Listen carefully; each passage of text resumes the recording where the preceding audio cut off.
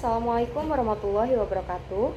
Perkenalkan, nama saya Ningselvi Miladia dengan NIM 61201230266 dari Universitas Primagraha Fakultas Ekonomi dan Bisnis, Prodi Manajemen.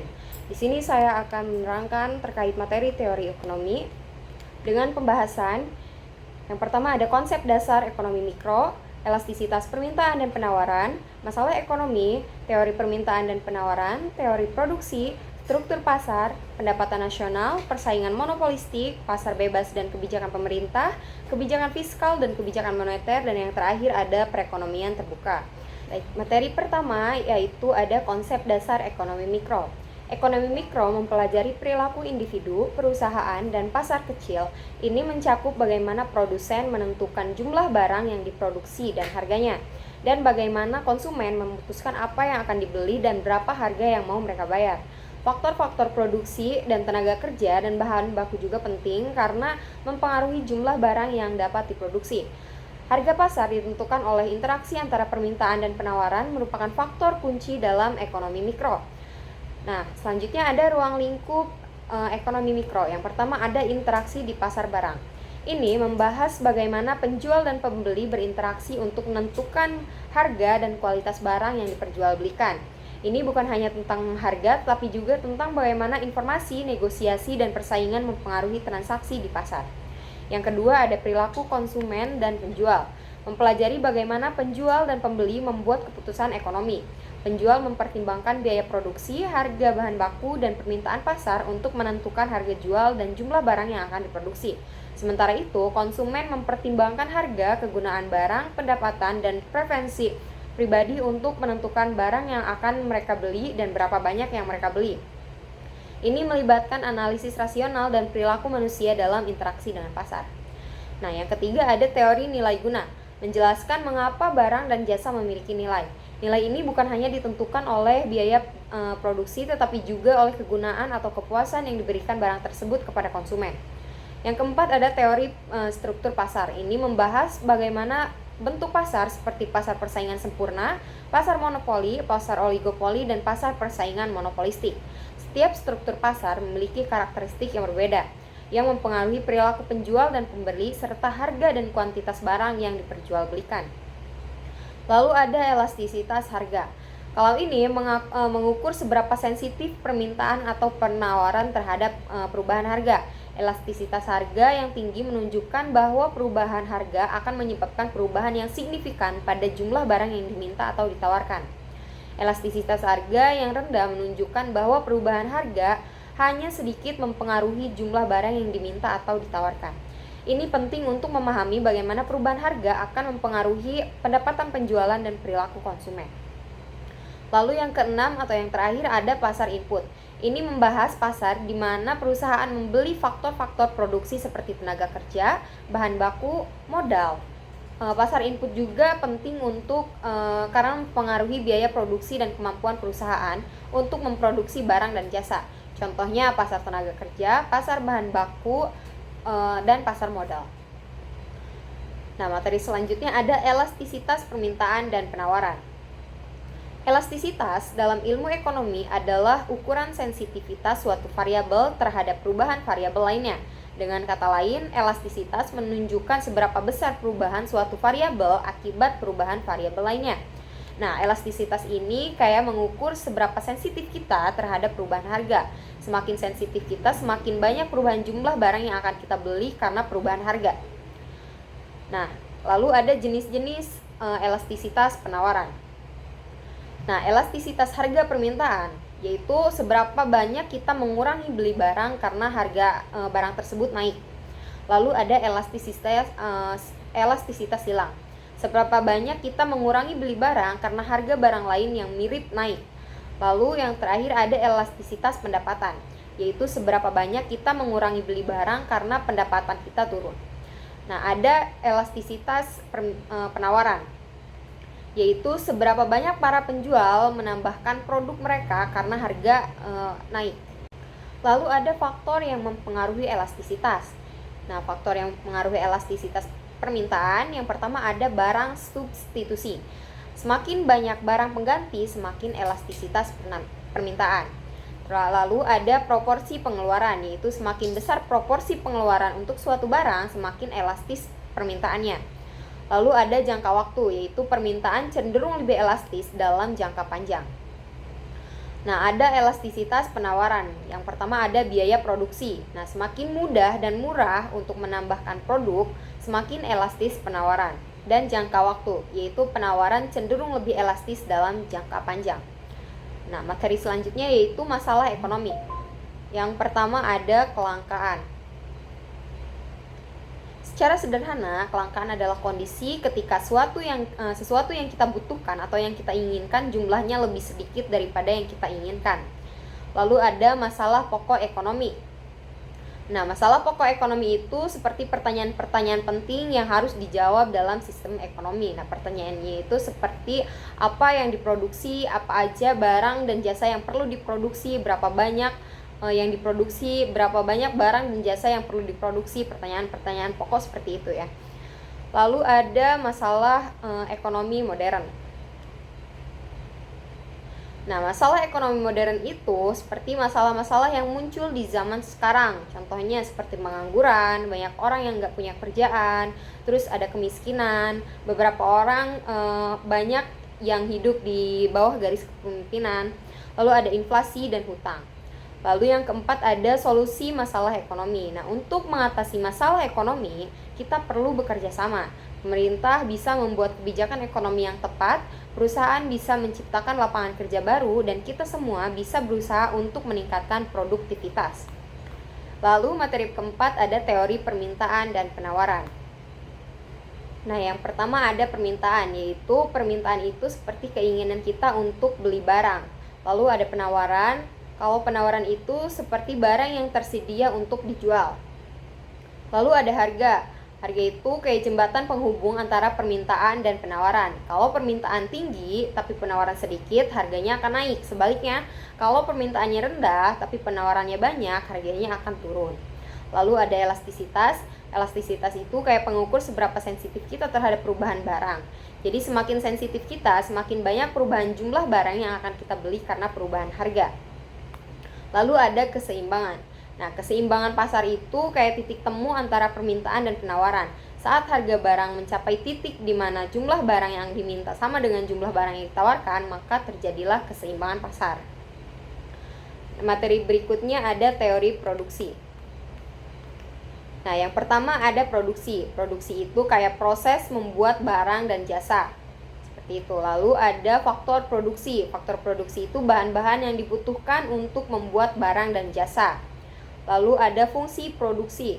Fungsi produksi itu kayak rumus yang menunjukkan hubungan antara input, faktor produksi atau output barang dan jasa yang dihasilkan. Jadi semakin banyak input yang dipakai, semakin banyak output yang dihasilkan. Lalu ada jangka waktu produksi. Nah, jangka waktu produksi itu kayak waktu yang dibutuhkan untuk membuat barang atau jasa gitu loh. Ada jangka waktu panjang dan ada jangka waktu pendek. Lalu ada produktivitas. Nah, produktivitas itu adalah tentang seberapa efisien kita menghasilkan sesuatu. Semakin banyak output atau hasil yang kita capai dengan input atau upaya yang sama, semakin tinggi produktivitas kita. Seperti itu. Materi selanjutnya yaitu struktur pasar. Nah, pasar adalah tempat bertemunya permintaan dan penawaran sehingga dapat menetapkan harga. Seperti yang kita ketahui, pasar merupakan tempat bertemunya permintaan dan penawaran yang memungkinkan penjual dan pembeli untuk berinteraksi dan bertransaksi. Namun, pasar tidaklah seragam. Ada berbagai bentuk pasar dengan karakteristik berbeda. Struktur pasar menggambarkan keadaan pasar yang menunjukkan karakteristik pasar seperti jumlah pembeli dan penjual, jenis produk yang ditawarkan, hambatan yang ada, dan seberapa mudah perusahaan masuk dan keluar dari pasar. Jadi secara sederhana, pasar dapat diartikan sebagai tempat bertemunya penjual dan pembeli untuk bertransaksi barang dan jasa. Namun dalam ilmu ekonomi, pengertian pasar memiliki arti yang lebih luas. Jadi pasar ini mencakup keseluruhan permintaan dan penawaran serta setiap kontak antara penjual dan pembeli untuk menukarkan barang dan jasa. Nah, pasar memiliki 3 fungsi utama dalam perekonomian. Yang pertama, pasar memungkinkan produsen untuk berhubungan dengan konsumen, baik secara langsung maupun tidak langsung melalui perantara. Yang kedua, Fungsi pembentukan harga. Jadi harga pasar terbentuk melalui kesepakatan antara pembeli dan penjual. Yang ketiga, fungsi promosi. Jadi pasar memungkinkan produsen untuk memperkenalkan barang dan jasa produksinya, terutama untuk barang-barang baru.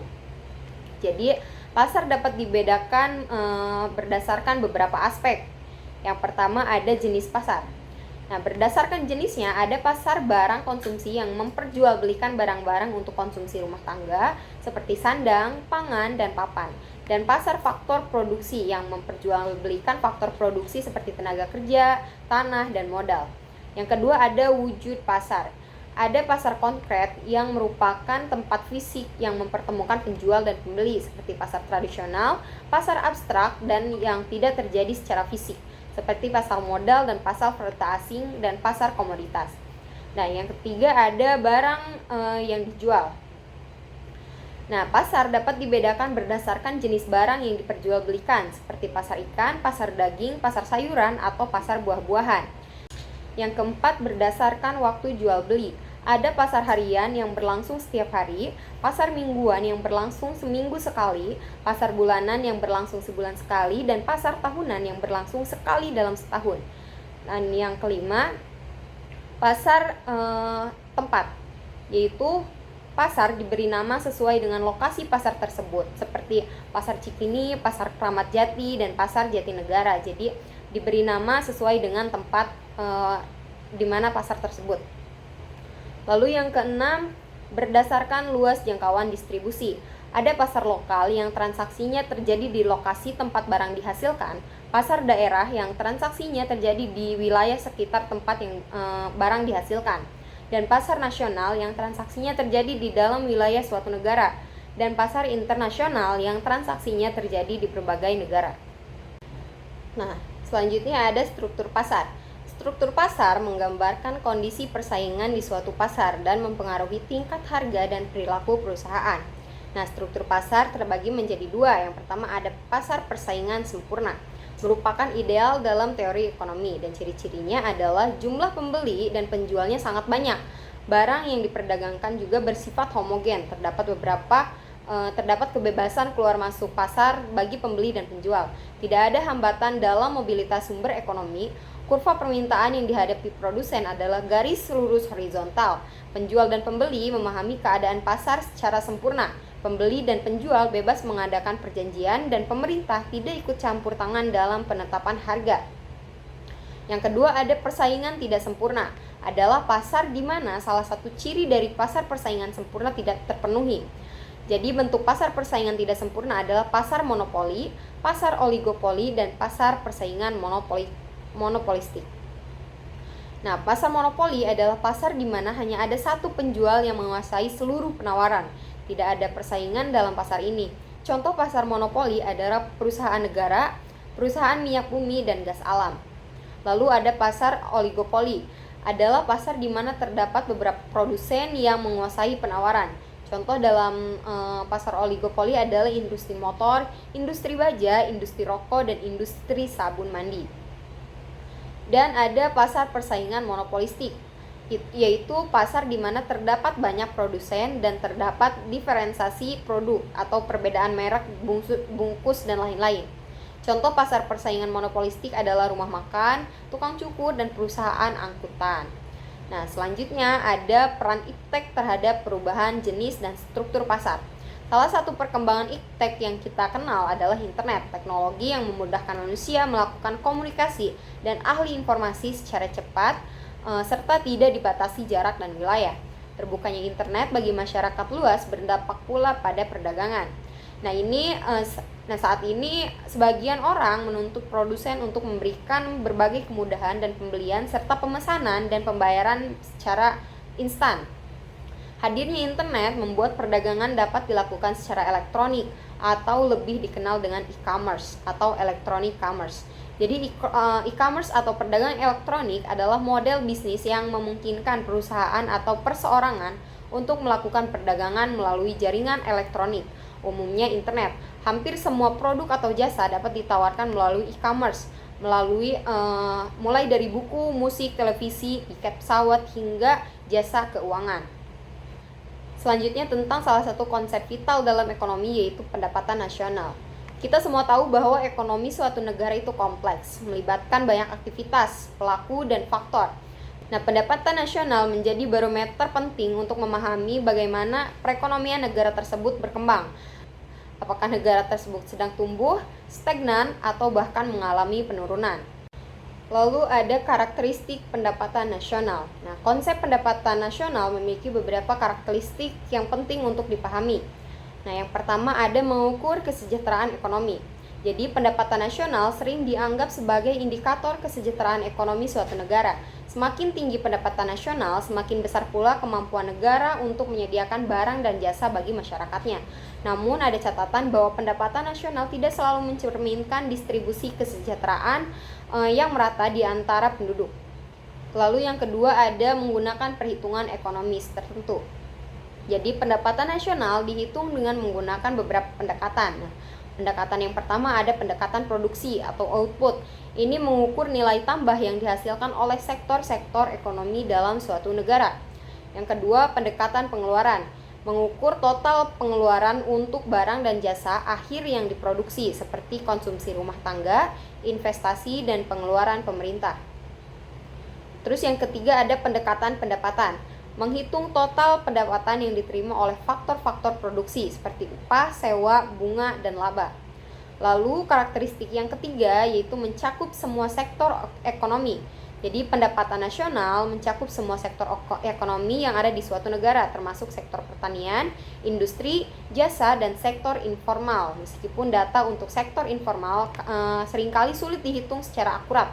Ini berarti pendapatan nasional merupakan representasi dari keseluruhan aktivitas ekonomi negara.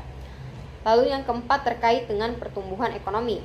Nah, pendapatan nasional juga berhubungan dengan tingkat pertumbuhan ekonomi.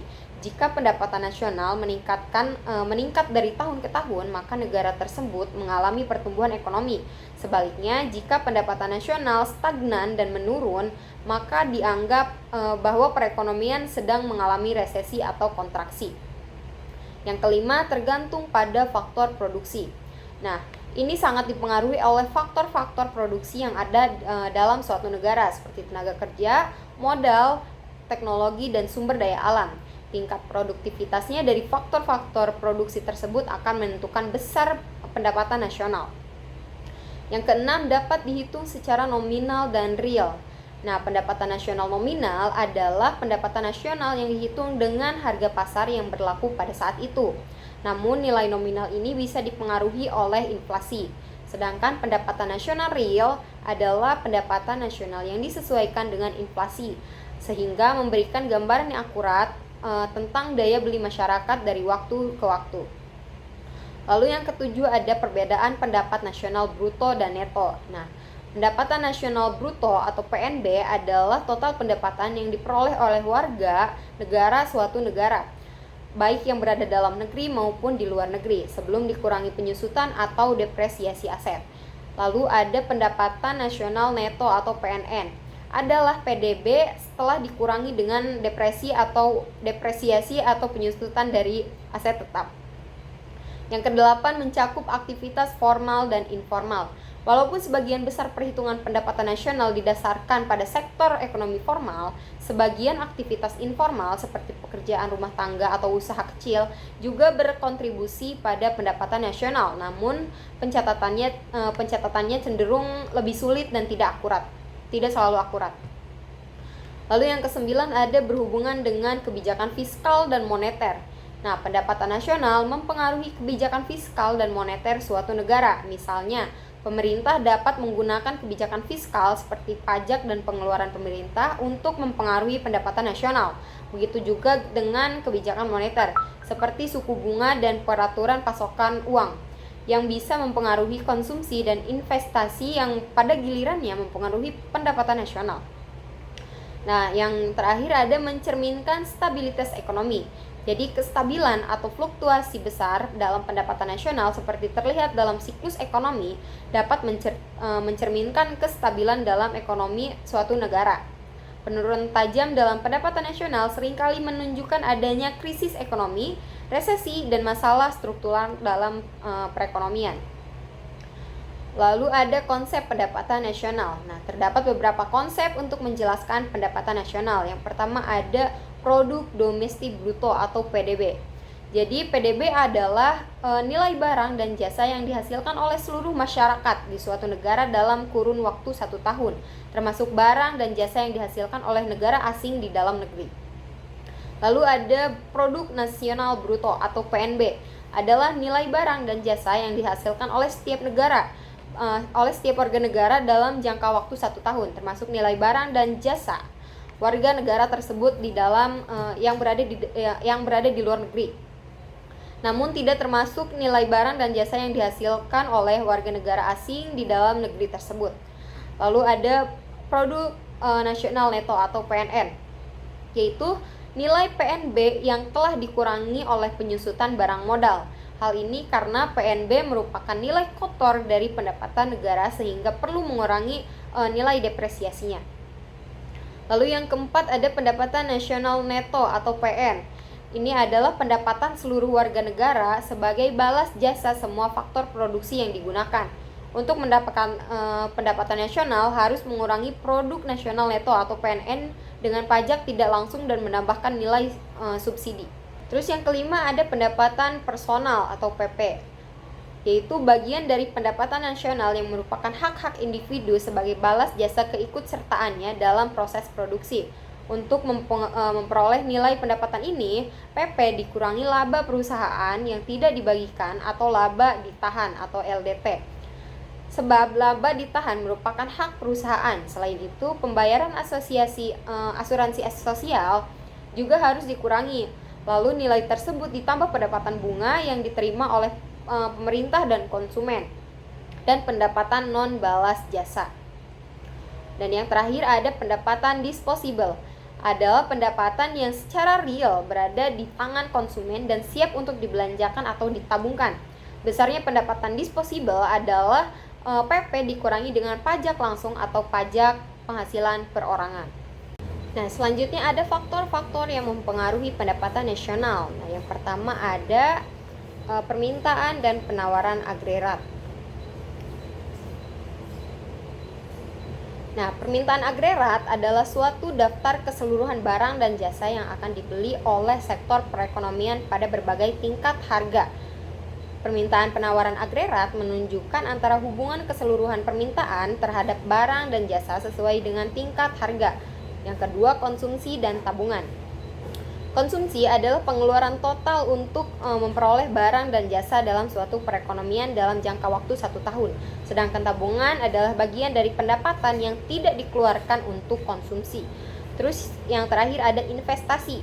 Nah, investasi adalah semua pengeluaran yang digunakan untuk menciptakan modal baru. Tujuannya adalah untuk mengganti bagian modal yang sudah rusak dan menambah penyediaan modal yang ada. Lalu ada jenis-jenis pendapatan nasional. Nah, jenisnya yang pertama ada PDB atau produk domestik bruto, yaitu jumlah produk berupa barang dan jasa yang diperoleh dari unit-unit produksi di dalam batas wilayah suatu negara selama 1 periode. Dalam menghitung GDP, jumlah pasar yang harus diperhatikan adalah jangan sampai ada perhitungan ganda atau double accounting.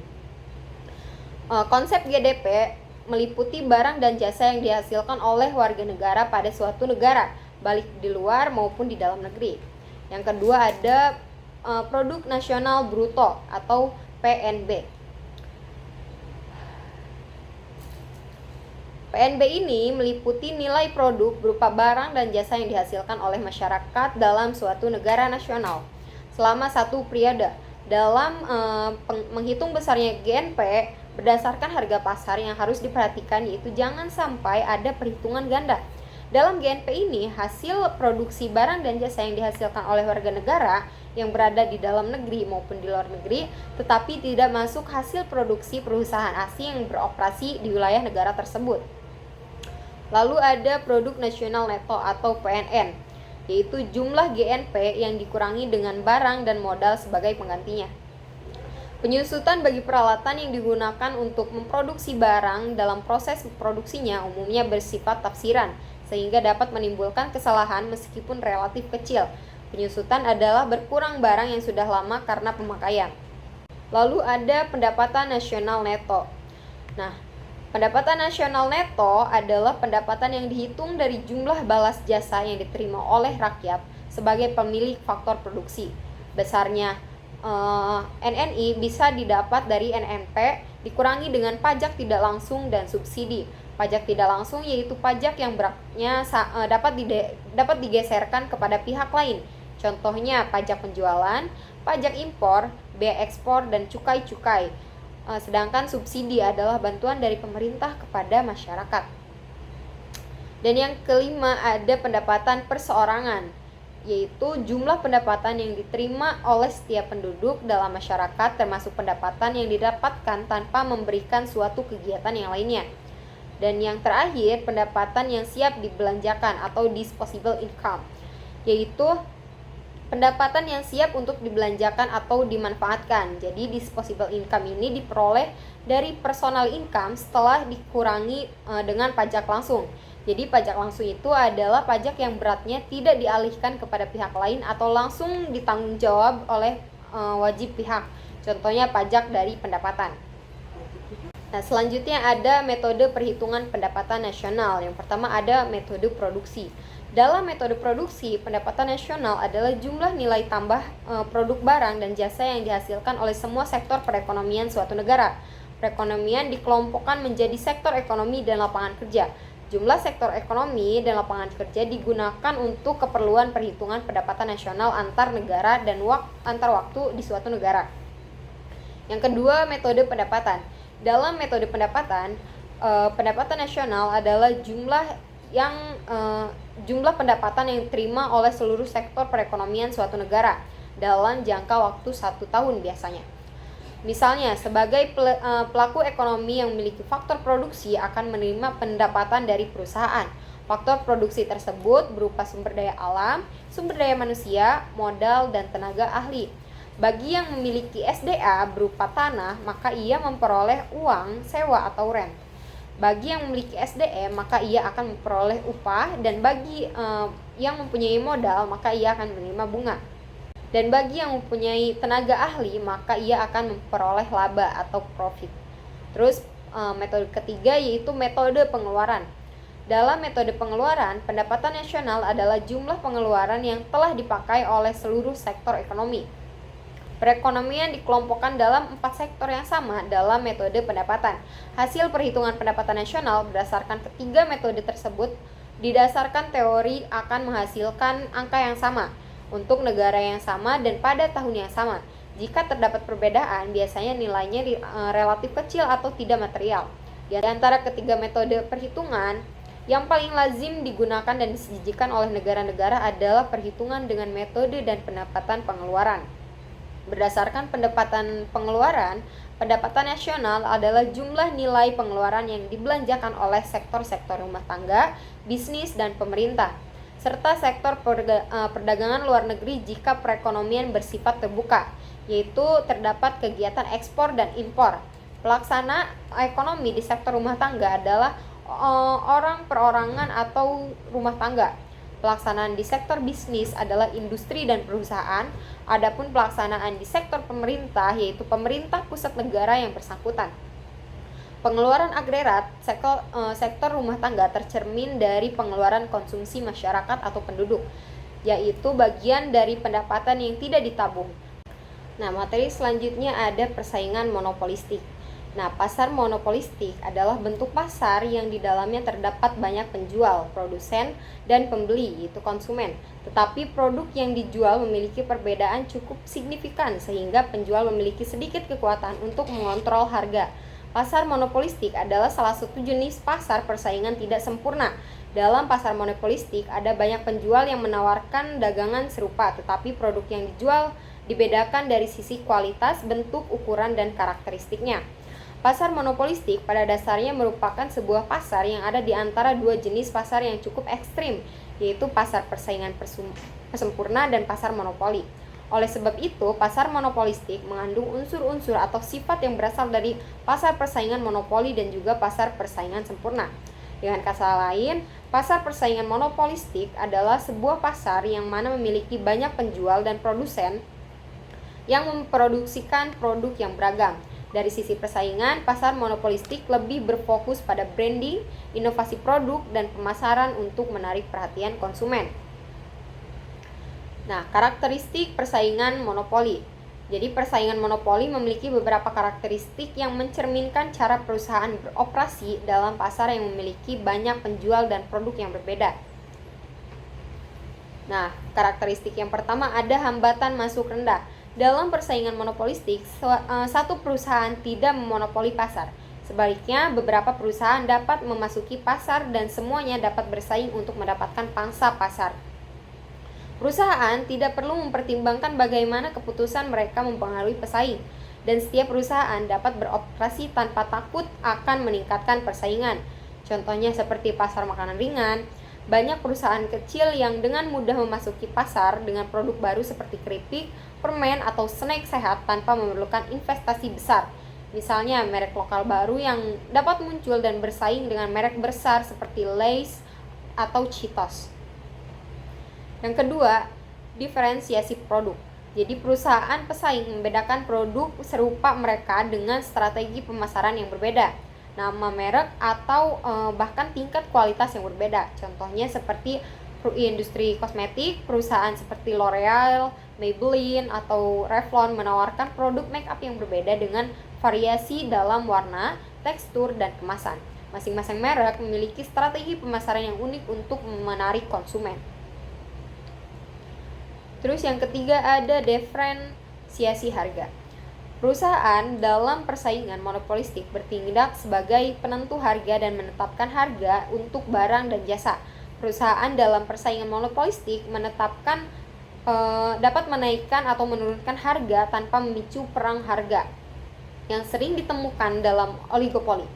Contohnya seperti pasar pakaian seperti H&M atau Zara menawarkan produk dengan harga yang bervariasi. H&M mungkin menjual pakaian dengan harga yang lebih terjangkau, sedangkan Zara menawarkan produk dengan harga yang sedikit lebih tinggi tapi desain yang lebih trendy. Terus yang terakhir ada elastisitas permintaan. Nah, permintaan sangat elastis dalam persaingan monopolistik dan sangat responsif terhadap perubahan harga. Konsumen akan beralih dari satu merek ke merek lain dengan barang-barang seperti deterjen cucian hanya berdasarkan kenaikan harga. Lalu ada ciri-ciri persaingan monopolistik, yaitu pertama terdapat banyak penjual. Jadi terdapat cukup banyak penjual dalam pasar persaingan monopolistik. Namun demikian, ia tidaklah sebanyak dalam pasar persaingan sempurna. Apabila di dalam pasar sudah terdapat beberapa puluh perusahaan, maka pasar persaingan monopolistik sudah mungkin terwujud. Yang penting tidak satupun dari perusahaan-perusahaan tersebut ukuran atau besarnya jauh melebihi dari perusahaan-perusahaan lainnya.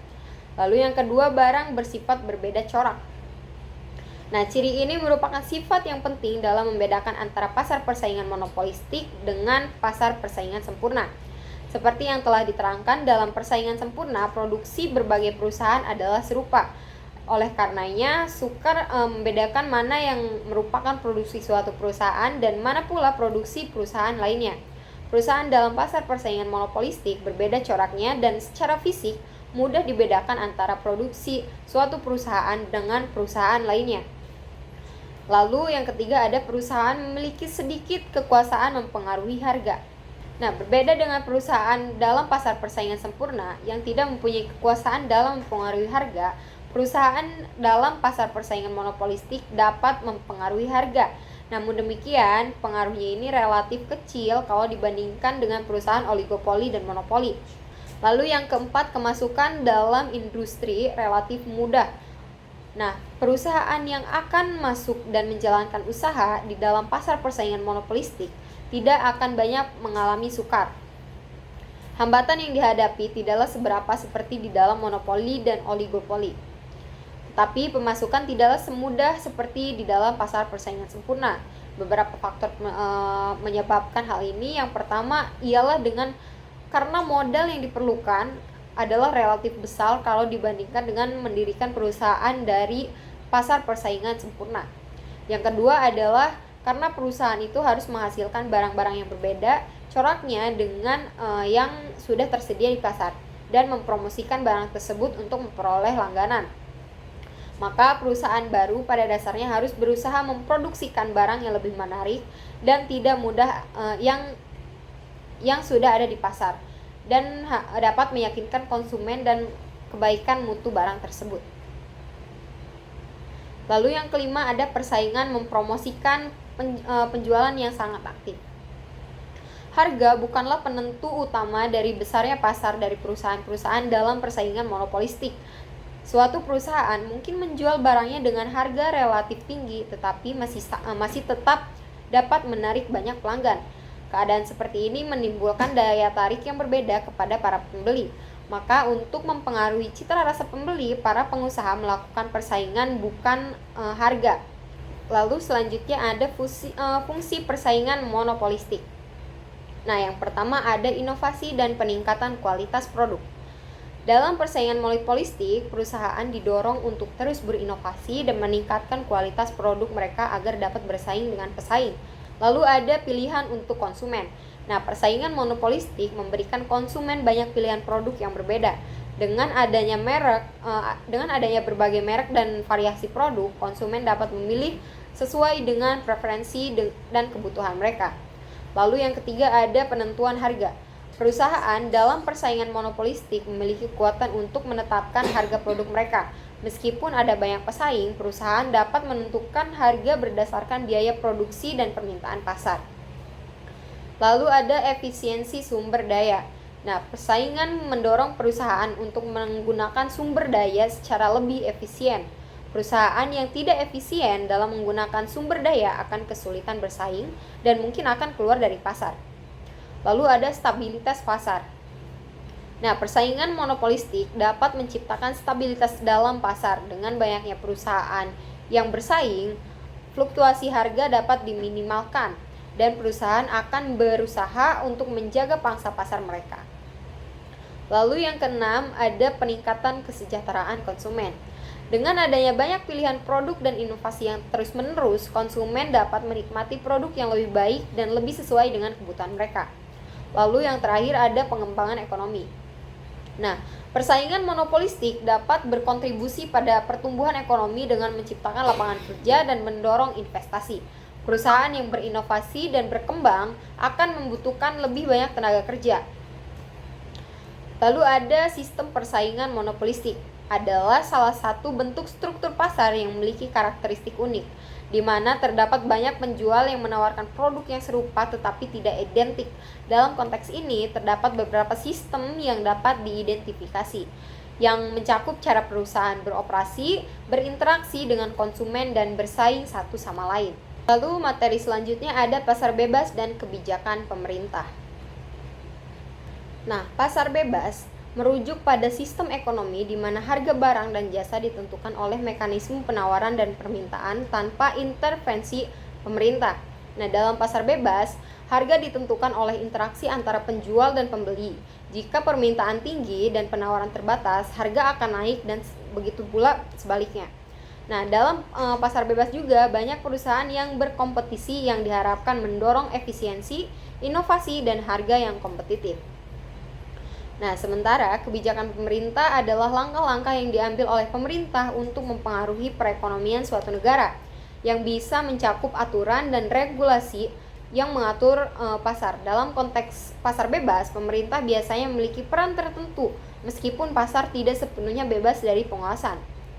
Lalu ada peran pemerintah dalam pasar bebas. Nah, walaupun dalam pasar bebas, peran pemerintah cenderung terbatas. Ada beberapa area yang penting di mana pemerintah masih diperlukan untuk mengatur dan mengawasi ekonomi. Yang pertama ada mengatur perusahaan dan industri.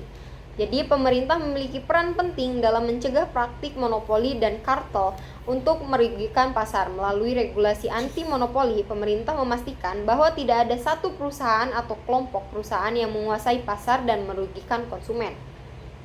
Lalu ada kebijakan lingkungan.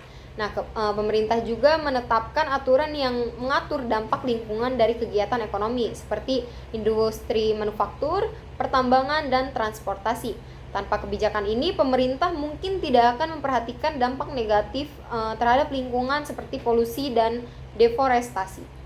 Nah, pemerintah juga dapat mengenakan pajak karbon atau menetapkan standar emisi untuk mengurangi dampak perubahan iklim. Lalu ada pendidikan dan pelatihan.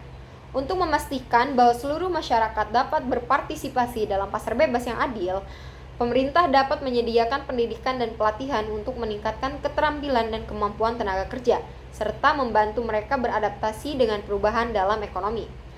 Dan yang terakhir ada perlindungan sosial. Pemerintah memiliki tanggung jawab untuk memberikan jaminan sosial bagi kelompok yang rentan seperti pengangguran, pensiunan, dan mereka yang tidak mampu mengakses pasar kerja. Dengan adanya sistem kesejahteraan sosial, pemerintah dapat membantu mengurangi ketimpangan yang muncul akibat pasar bebas. Materi selanjutnya ada kebijakan fiskal dan kebijakan moneter. Nah, kebijakan fiskal adalah salah satu kebijakan makroekonomi yang melibatkan tindakan pemerintah dalam mengatur pengeluaran pendapatan negara untuk mempengaruhi permintaan dan penawaran agregat dalam perekonomian. Jadi, kebijakan fiskal ini melibatkan peningkatan pengeluaran pemerintah atau pemotongan pajak untuk merangsang tambahan permintaan bagi barang dan jasa, terutama dari rumah tangga. Nah, fenomena ini juga dapat terjadi jika pemerintahan melakukan pemotongan pajak sebagai salah satu instrumen kebijakan fiskal untuk merangsang perekonomian. Lalu ada kebijakan moneter. Nah, kebijakan moneter adalah salah satu kebijakan ekonomi makro yang dapat disesuaikan dengan siklus kegiatan ekonomi. Nah, kebijakan moneter mencakup semua upaya atau tindakan yang dilakukan oleh bank sentral untuk mempengaruhi variabel-variabel moneter dalam perekonomian, seperti jumlah uang beredar, tingkat suku bunga, ketersediaan kredit, dan nilai tukar mata uang. Kebijakan ini merupakan salah satu instrumen utama dalam kebijakan ekonomi makro yang bertujuan mencapai sasaran-sasaran tertentu dalam perekonomian. Dan materi yang terakhir ada perekonomian terbuka. Nah, perekonomian terbuka adalah perekonomian yang melibatkan diri dalam perdagangan internasional, ekspor dan impor, barang dan jasa, serta modal dengan negara-negara lain. Sistem ini memberikan kesempatan bagi masyarakatnya untuk berinteraksi dalam bidang ekonomi dengan negara lain, baik itu perseorangan, swasta, maupun pemerintah. Kegiatan ekonomi tersebut bisa dalam bentuk perdagangan produk, barang, dan jasa, pertukaran teknologi, dan sebagainya. Dalam perekonomian terbuka, beberapa produksi dalam negeri diekspor atau dijual di luar negeri, dan di samping itu ada juga barang-barang di negara itu yang diimpor dari negara lain. Faktor-faktor yang bisa menyebabkan perdagangan internasional yaitu ada perbedaan dalam faktor produksi. Di antaranya yaitu motif keuntungan yang diperoleh dalam perdagangan, terus ada perbedaan dalam tingkat kelangkaan, ada juga perbedaan komparatif dari harga barang, dan perbedaan dalam kemampuan untuk produksi. Jadi ekonomi terbuka juga bisa disebut dengan 4 sektor, yaitu sektor rumah tangga yang terdiri dari sekelompok individu yang dianggap homogen dan identik. Ada sektor perusahaan yang terdiri dari sekelompok perusahaan yang memproduksi barang dan layanan. Ada juga sektor pemerintah yang memiliki kewenangan politik untuk mengatur kegiatan masyarakat dan perusahaan. Lalu ada juga sektor asing, yaitu sektor ekonomi dunia, di mana ekonomi melakukan transaksi ekspor dan impor. Lalu ada fungsi perekonomian terbuka. Yang pertama ada memperluas akses pasar. Perekonomian terbuka memungkinkan negara untuk mengakses pasar internasional yang memberikan kesempatan bagi produk domestik untuk dijual lebih luas. Dengan memasuki pasar global, negara dapat meningkatkan ekspor dan memperbesar pangsa pasar produk-produk domestik yang berpotensi meningkatkan pendapatan nasional. Yang kedua ada meningkatkan penerimaan negara. Negara dapat meningkatkan pendapatan melalui ekspor barang dan jasa serta memperoleh penerimaan dari tarif impor, pajak perdagangan, dan lainnya. Penerimaan ini dapat digunakan untuk membiayai pembangunan infrastruktur, pendidikan, kesehatan, dan sektor-sektor penting lainnya yang mendukung pembangunan ekonomi. Lalu yang ketiga ada meningkatkan kualitas dan kuantitas barang. Perekonomian terbuka memfasilitasi impor barang dan jasa dari negara lain yang mungkin tidak dapat diproduksi secara domestik atau tidak ekonomis untuk produksi. Lalu yang keempat ada diversifikasi sumber daya ekonomi. Perekonomian terbuka memungkinkan negara untuk memperoleh sumber daya alam, teknologi, dan produk lainnya dari luar negeri yang tidak tersedia secara domestik. Lalu yang kelima ada meningkatkan investasi asing. Perekonomian terbuka menarik investasi asing langsung ke negara tersebut karena terbuka untuk perdagangan dan kerjasama internasional. Lalu yang keenam ada peningkatan kemampuan inovasi dan teknologi. Dengan adanya akses ke teknologi, pengetahuan dari luar negeri melalui hubungan perdagangan atau investasi asing, negara dapat meningkatkan kapasitas inovasi domestik. Teknologi yang lebih canggih dapat digunakan untuk meningkatkan produktivitas serta memperkenalkan produk dan layanan baru yang dapat meningkatkan daya saing negara. Lalu yang terakhir ada peningkatan kompetisi dan efisiensi. Adanya perdagangan internasional meningkatkan kompetisi antara perusahaan domestik dan perusahaan asing yang mendorong perusahaan untuk lebih efisien dalam produksi. Ini dapat meningkatkan kualitas produk domestik, memperkenalkan inovasi, dan menurunkan harga barang melalui proses efisiensi yang lebih baik. Nah, tujuan perekonomian terbuka sendiri yang pertama ada meningkatkan pertumbuhan ekonomi. Jadi perekonomian terbuka memungkinkan negara untuk mengakses pasar internasional, memperluas kapasitas produksi, dan memperoleh barang serta jasa yang tidak dapat diproduksikan secara domestik dengan biaya yang efisien. Jadi mempercepat pertumbuhan ekonomi melalui akses ke pasar yang lebih luas dan investasi asing yang mendorong efisiensi serta inovasi. Yang kedua ada diversifikasi sumber pendapatan. Dengan membuka ekonomi terhadap perdagangan internasional, negara dapat mengurangi ketergantungannya pada pasar domestik. Hal ini menciptakan pendapatan dari ekspor dan menarik investasi asing yang meningkatkan sumber daya ekonomi secara keseluruhan. Lalu yang ketiga ada meningkatkan akses terhadap barang dan jasa. Negara dapat mengimpor barang dan jasa lebih murah atau lebih berkualitas yang tidak tersedia di pasar domestik.